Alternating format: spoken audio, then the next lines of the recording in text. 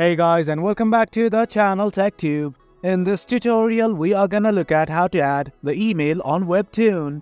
Now let us begin. Denote that I have already logged into my account. In case you have not, do it right now. The process is quite easy. Now let us simply look at how to add the email. At the bottom right, you can see a button like this. These three dots right next to my. Click on it, and as such, you will be redirected to this page. Now from here, all you guys need to do is go to setting. The button is right next to search. Click on it. Now this is it guys. Just below the nickname, you can see something called as email right here.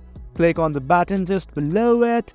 Now all you guys need to do is simply enter your email address right here and hit on add. Once you've done that, simply click on verify right here.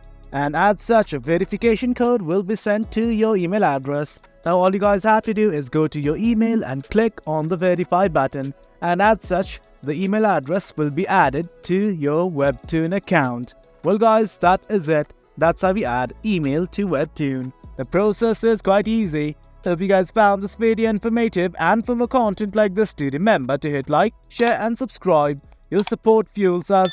Until next time, thank you.